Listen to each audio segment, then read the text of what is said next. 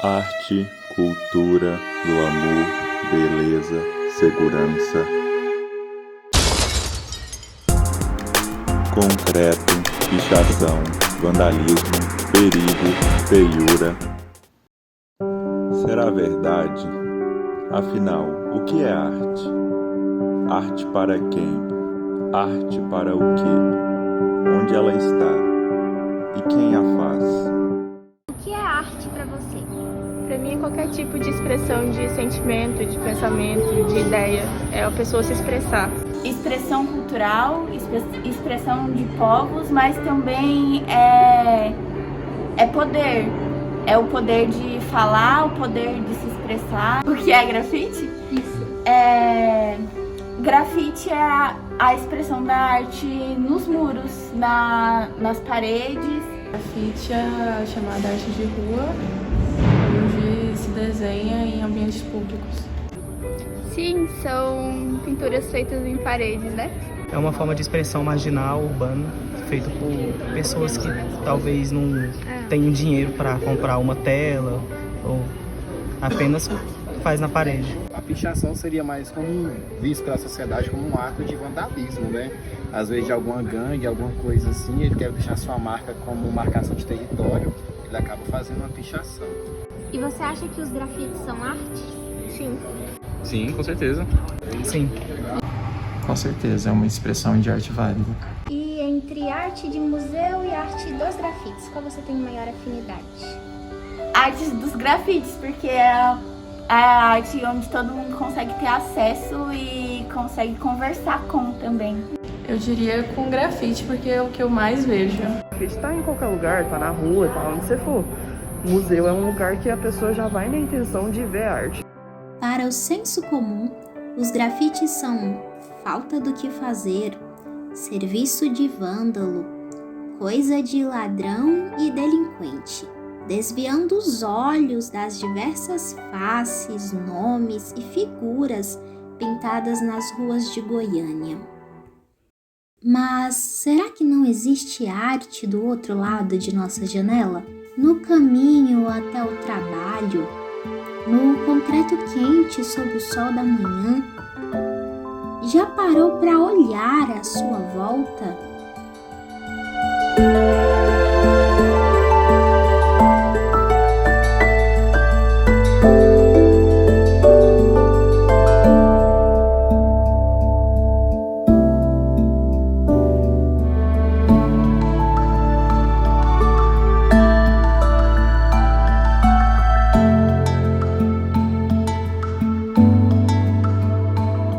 As vias da capital goiana estão cheias de obras de arte extraordinárias, regadas com cores do movimento e da revelia. Por conta disso, muitas vezes esse tipo de arte sofre de um preconceito estrutural cristalizado na cultura dominante. Neste documentário, damos um passo para perto da arte de rua com o propósito de mostrar que a arte não está apenas no ambiente museológico, mas também no cotidiano. Então, pensar numa historização da arte de rua, vamos dizer assim, na linha cronológica, a gente percebe que sempre houve manifestação. Se a gente pensa até mesmo na arte da pré-história, o fato de pintar, produzir essa arte parietal, cenas de calças, que a gente encontra na Argélia, aqui no Brasil, na Serra da Capivara, aqui mesmo no próprio estado de Goiás. O que se tornou, ao meu ver, a questão em jogo é, ao meu ver, de um lado, essa oficialização dessa arte urbana, arte de rua, e também eu diria a entrada dessa arte no circuito, diria, institucional e das galerias. Nós temos muitos exemplos recentes, alguns grafiteiros, por exemplo, que ganharam muita fama, Bansky, por exemplo, mas lembro que talvez uma das maiores manifestações que aconteceu começou nos Estados Unidos, na cidade de Nova York, entre outras, numa arte que se praticava nas rodovias, e também me lembro das pichações nos vagões da linha de metrô, como uma expressão popular, eu diria. Uma década depois, a gente viu já algumas premissas de entrada, né, por exemplo, tentativa de apropriação dessa arte, né, por exemplo, nas galerias, né, e logo depois nos museus.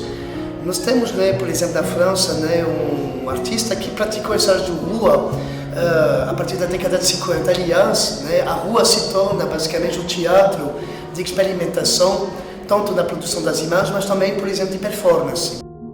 Mas a arte de rua ela pode ser pensada também, além do grafite, né, da pichação, né, que criou, né, também vários debates. Me lembro, né, da Bienal de São Paulo, se não me engano, de 2017, se não me engano. A pichação como nova forma também, né, de prática dos espaços, né, sobretudo dos espaços institucionais, no momento, né, de crise, né, das instituições, né. E eu me lembro que a intervenção nessa Bienal de São Paulo criou um debate muito importante, né, sobre a questão fundamental: pichação é arte ou não é arte, né? E é uma pergunta, inclusive, que continua a atravessar, eu diria, toda a prática que se faz no contexto da rua.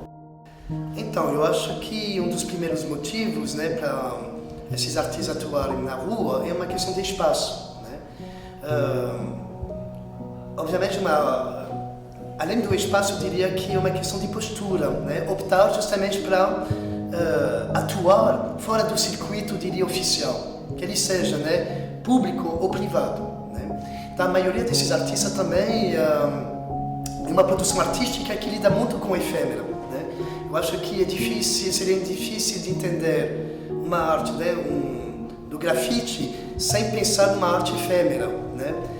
Ou seja, uma produção vai se sobrepor acima de uma outra e assim por diante, né? Então, é interessante quando a gente pensa um pouco o modo, né, o procedimento e o processo de produção com uma arte feita de camadas, né? E, obviamente, é uma forma de apropriação também, né, do espaço, né, público, né? Isso é muito importante ressaltar.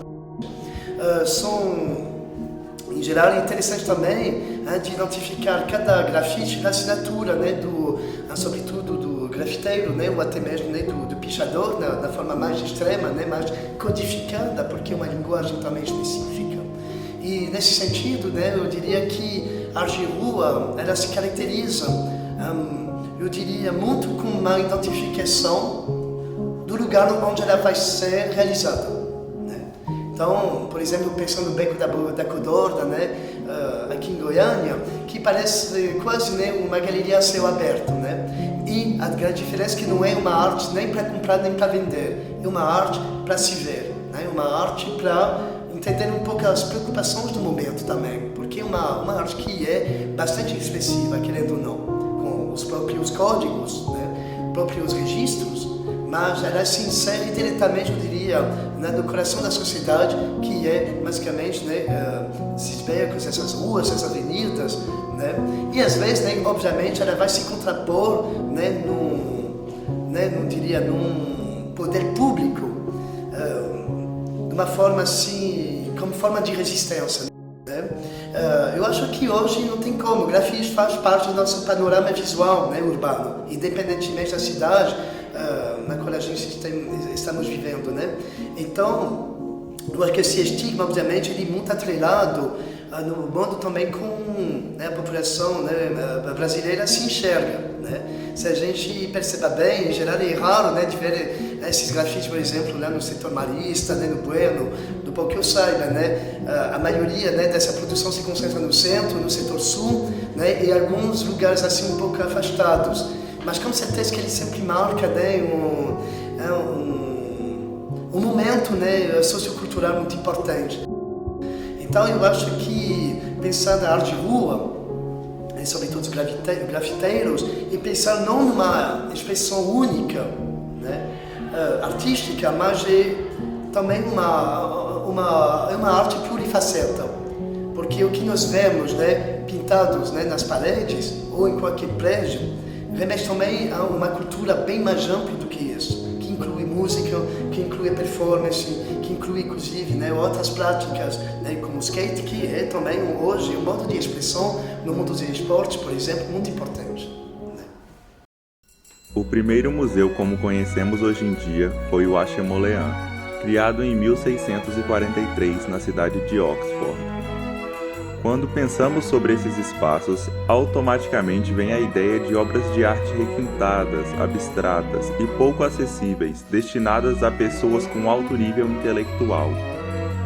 Esse fenômeno ocorre desde a origem da instituição, afinal, o Museu Moderno teve origem no século XVII a partir da doação de coleções particulares de pessoas abastadas aos acervos. Os aristocratas eram o mercenato daqueles que empreendiam nos museus, mesmo que a decisão de criá-los partisse frequentemente dos Estados Nacionais Europeus. Trata-se da riqueza material dos ricos como forma de espetáculo para os próprios ricos.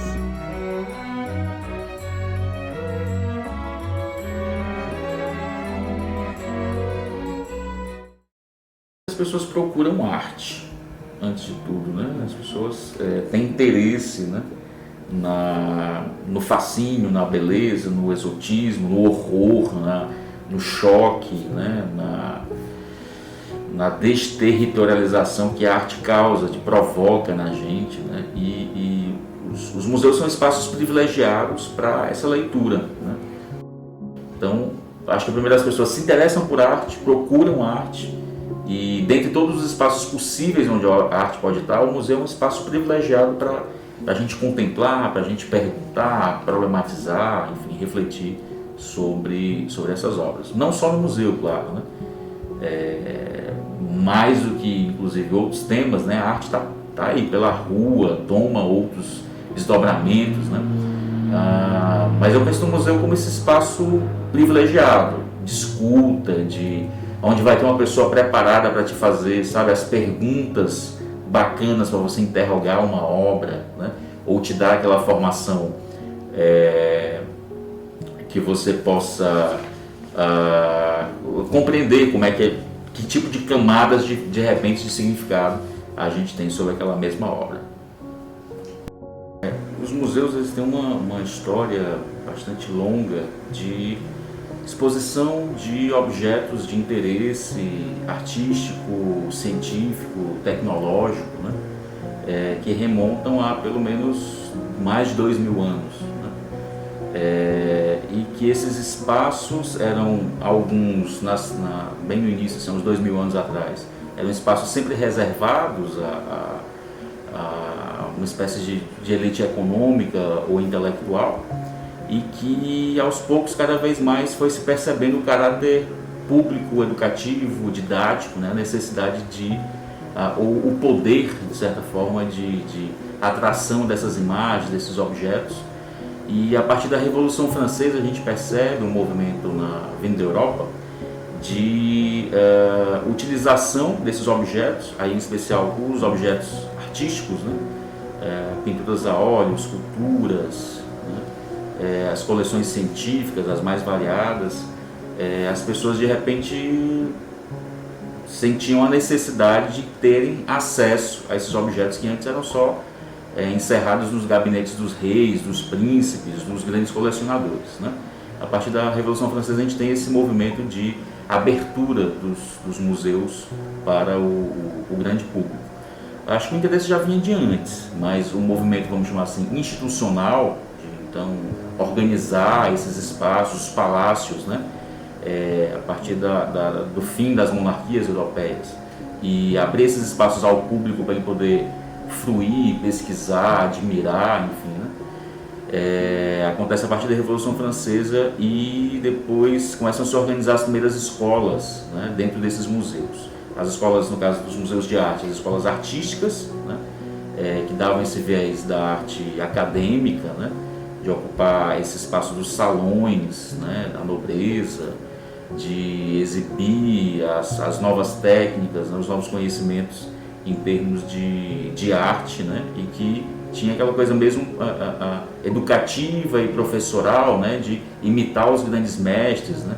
Então você tem das grandes obras dos museus europeus várias e várias cópias de estudo feitas por alunos dos mais variados, que você ou eu, né, assim, qualquer pessoa mais leiga não consegue distinguir um do outro, tão parecidas que elas eram, porque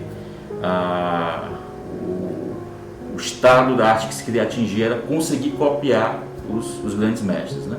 Então os museus europeus, até hoje, os grandes museus de arte estão abarrotados dessas grandes obras, né? Que por conta também dessa, como é que eu vou dizer assim, dessa colonização da educação europeia aqui na América, na África, na Ásia, enfim, em todos os lugares onde se expandiu o movimento mercantilista e o capitalismo se desenvolveu, se vendeu essa ideia de que aquilo era o ideal de arte para ser seguido, admirado, ensinado, replicado. Então no Brasil a gente também tem, lá no século XIX, as primeiras escolas artísticas que se organizam, os primeiros museus também com esse caráter público, educativo, mas também de replicar essa noção elitista, né, de arte e aberta ao público, vamos ter que usar algumas aspas assim, né, para que público também, né, em termos que é uma marca que impacta até hoje os públicos dos museus, né.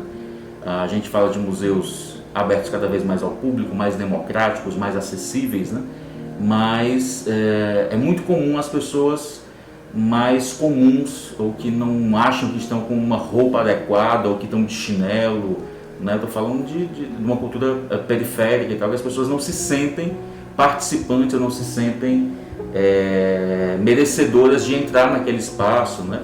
Os museus, geralmente, os prédios são nababescos, grandes, enfim, né? Aquela infinidade de uma arquitetura muito chamativa que às vezes as pessoas se sentem um pouco constrangidas de entrar naquele espaço, né? Então, eu acho que ainda é uma herança dessa coisa do público restrito, os museus, de sermos grandes salões, de ser a elite que ocupava esse espaço. Ainda hoje o público é marcado por essa experiência, né?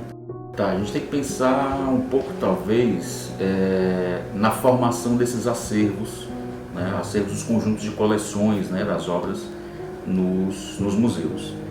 Historicamente, esses acervos nos museus brasileiros, por exemplo, eles foram formados por esses salões, esses prêmios, né? Essa concorrência que os artistas tinham de, em primeiro lugar, ganhavam um prêmio, e geralmente era aquisição.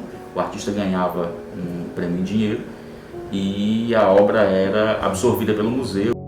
Mas os acervos de algumas décadas para cá têm se organizado, os museus têm organizado os acervos de forma a fazer uma coleta um pouco mais focada em uma linha curatorial, uma escolha do que nós queremos representar para a sociedade enquanto museu de arte. Aqui a gente está falando especificamente de museus de arte, né?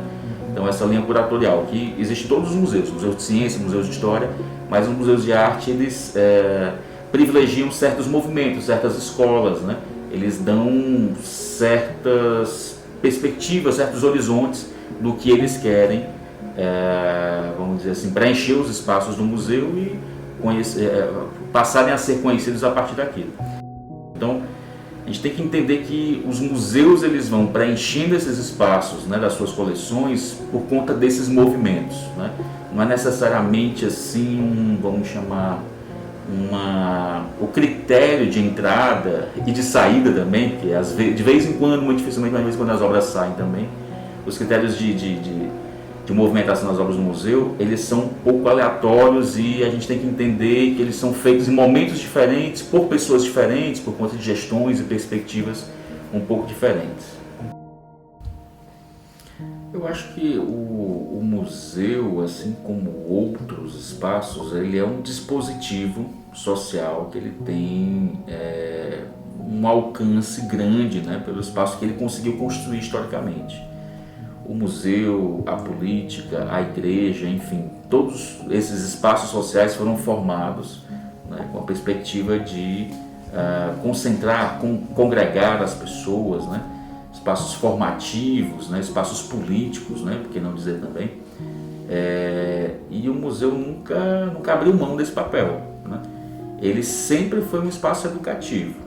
O que a gente pode chamar de educação há 2000 anos atrás, há 500 anos atrás e no século XXI podem ser coisas diferentes, mas o museu sempre foi um espaço formativo, educativo. Ele sempre quis ensinar alguma coisa ou discutir alguma coisa, propor algo, né? Talvez essa visão tenha mudado um pouco, a gente espera ou a gente trabalha para mudá-la, né? Que ela seja o mais aberta possível, mais congregadora possível, mais democrática hoje em dia. Mas ele não é o único espaço, ele é um espaço privilegiado porque ele tem um reconhecimento social, né? Ele é a forma melhor acabada que a gente tem na sociedade hoje de comunicar, preservar, né? Conservar, documentar, discutir, propor, expor, né? Obras de arte e outros temas, né? Os mais variados possíveis. Não é o único, mas é um formato, né? Posso ver um vídeo no celular como posso ver um vídeo no cinema. Qual é o melhor? Não sei, depende do que eu preciso ou do que está disponível para mim naquele momento, né? Em termos de possibilidades, o museu é um grande campo em aberto, né? O que não quer dizer que a arte só se valide ou só aconteça no espaço do museu, discordo disso totalmente. Mas que a gente não pode negar que esse espaço do museu em consagrar essas obras de seu espaço de visibilidade, de reconhecimento, isso foi construído historicamente e dificilmente isso muda dessa forma, né? Mas o que não quer dizer que um campo provocador, né, como as artes, não tenha em toda a sua história provocado esse lugar. A arte é sempre esse espaço de contestação, né? Então, eu não quero mais fazer no museu, agora eu quero queimar o museu, agora eu quero fazer na rua, em frente ao museu, para dizer que o museu não serve mais. Isso é ótimo, na verdade, né? Não estou defendendo necessariamente que o museu é a única forma, não. É a melhor que a gente conhece em termos institucionais, né? Mas que acho que o papel da arte é estar provocando, né? Questionando essas bases e trazendo novas perspectivas. Eu acho que ela pode e deve, se realiza muito bem também fora do museu. O que eu acho que pode ser feito é cada vez mais a gente tomar consciência de que o museu é um espaço social, como qualquer outro, um espaço que a gente enquanto sociedade, né, enquanto grupos organizados ou não, que a gente pode e deve ocupar, né? Eu acho que falta um pouco isso, a gente tem uma perspectiva de museu como um outro que é diferente da gente e não como produto da nossa sociedade em si, né? E na verdade é isso, o museu até pelas próprias definições das organizações e associações do museu, a Organização Internacional dos Museus, Unesco, enfim, todos esses grandes órgãos, eles pensam, eles trazem uma perspectiva de museu que ela em sua própria definição. A definição tem uma definição mesmo, teórica de museu e tal, que ela é aberta, ela tem que ser aberta ao público. Ele só é museu se ele for aberto ao público, se ele tiver uma perspectiva democrática, acolhedora, etc. e tal, né? Então, não é por falta de tentativa, mas obviamente ainda há muito a ser feito, há muito a ser conquistado, mas eu acho que se tem caminhado, né, com isso. O Museu de Arte Goiânia tem uma localização privilegiada dentro do Bosque dos Buritis, um marco turístico de Goiânia. Inaugurado há 52 anos, criado por lei estadual de agosto de 1969, ele é o primeiro museu público municipal de artes plásticas da região Centro-Oeste.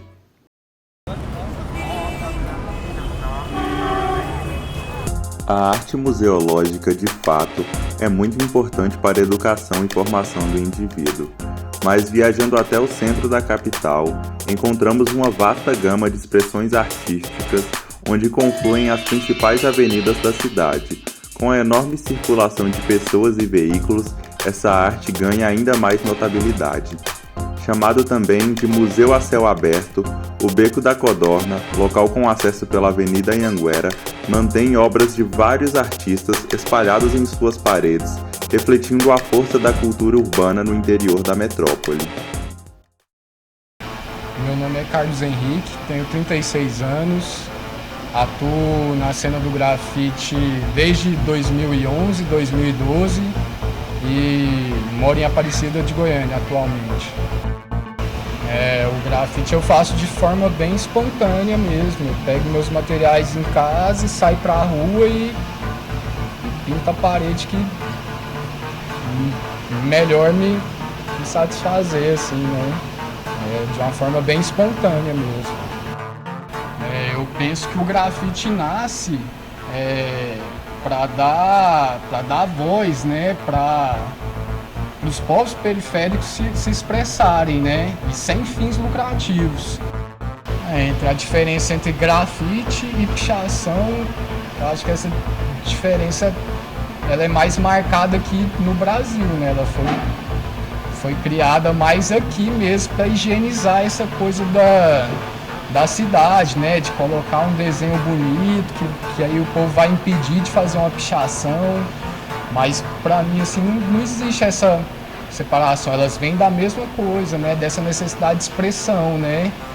Então, os grafites começaram lá com as galera mandando as tags, né? Nos trens e tudo. Que você for botar aqui, como você é colocado aqui no Brasil, seria a pichação, né? Então, para mim, essa diferenciação, assim, ela não é cabível. Eu vejo as duas coisas como fruto de uma mesma expressão.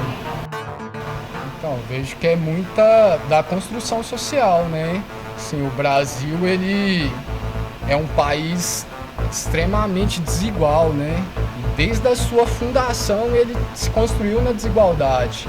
Então, as coisas periféricas, as coisas que vêm da periferia, do povo da periferia, ela é tratada como uma coisa marginalizada, que é uma coisa criminalizada, que tem que ser criminalizada. Então eu vejo que esse preconceito contra o grafite vem muito dessa construção elitista, né, de se pensar o Brasil, né? A gente começa a pensar arte de rua a partir de uma questão de acesso à arte. Nesse sentido, na Grécia, a arte ela era mostrada na Acrópole para toda a polis. Na Idade Média, os saltimbancos, os ciganos levavam essa arte para os feudos ou para perto dos feudos, para que a população tivesse acesso a um outro tipo de trabalho artístico que não aqueles que era dado pelo senhor feudal. E quando a gente pensa, né, esse nome rua, a gente pensa então no espaço urbano. E no espaço urbano, dentro das artes visuais, o início que eu pelo menos entendo são as ruas de Nova York nos anos 70, com Basquiat, anos 70, 80, com Basquiat, Keith Haring e outros artistas.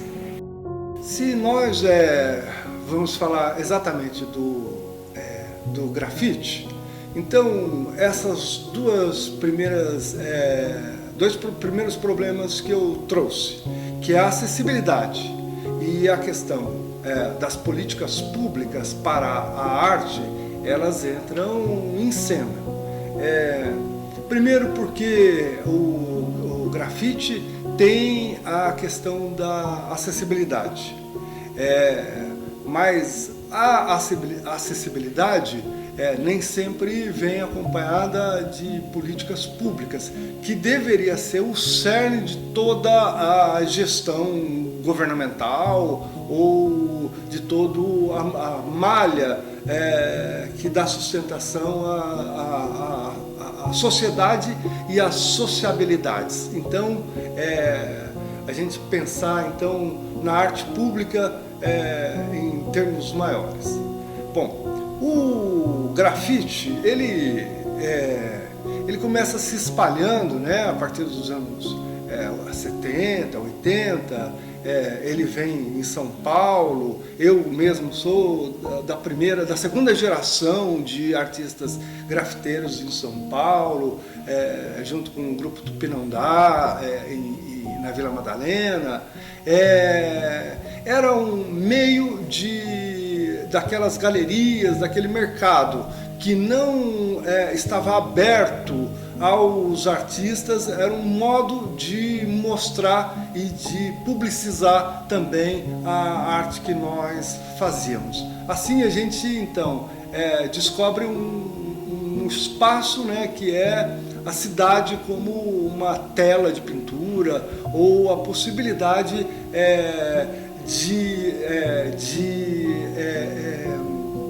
de divulgar mais o nosso trabalho, outras pessoas terem acesso e isso também reverter, obviamente, em outros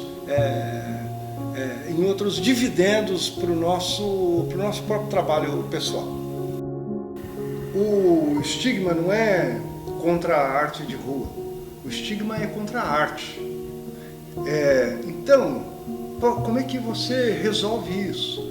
Você resolve isso na educação básica, no ensino fundamental, no acesso à arte, em leis que promovam e discutam e tragam o acesso à arte à população. À medida em que, por exemplo, não tem mais arte, filosofia e sociologia nas escolas de ensino básico, né? O aluno chega, por exemplo, na faculdade, ele não sabe elementos básicos da profissão que ele vai atuar, ou vamos dizer, do campo de conhecimento que ele vai atuar. Na arte, às vezes a gente fala a coisa mais óbvia e a pessoa nunca ouviu. Ela não ouviu aquilo lá no ensino médio, ela não ouviu aquilo lá no ensino fundamental. Ela nunca foi para um museu, ela nunca foi para uma galeria de arte, ela nunca teve a curiosidade de abrir um livro, não teve um professor que levou numa biblioteca. É essa a questão, quer dizer, nossa, lá há 30 mil anos atrás tinha lá as grutas, então o homem das cavernas já pintava, já se manifestava artisticamente. Puxa, que coisa interessante, olha essa pintura renascentista, olha aqui essa arte indígena, olha essas esculturas africanas. Isso se é o caminho mais rápido, a educação é o caminho mais rápido à acessibilidade.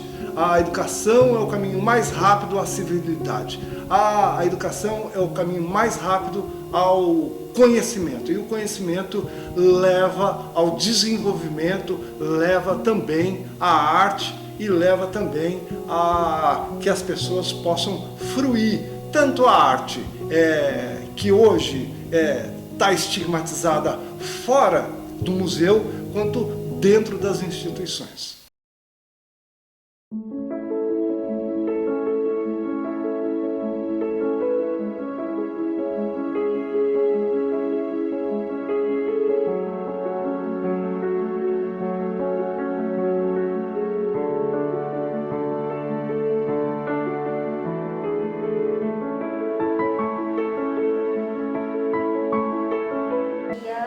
Eu sou a Ana Júlia. Deixa aqui gravando. Aí você senta aí, eu sento de cá. Deixa o microfone. Acho que você pode colocar até um pouco pra frente, assim.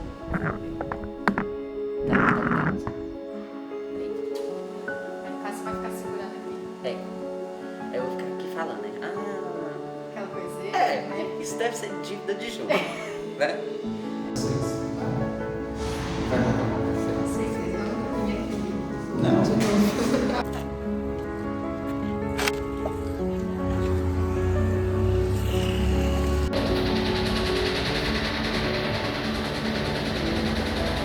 Será que pode pisar em cima disso aqui?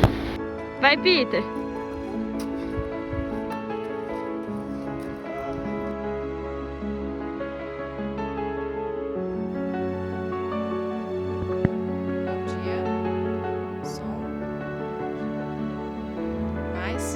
Som. Teste. Tá escutando? Tá bom? É um crime só com as pessoas que por algum motivo e só com as pessoas que por algum motivo se envolveram num trabalho como esse. Quer jogar dinheiro fora? Não jogue fora. Doe pros Médicos Sem Fronteiras.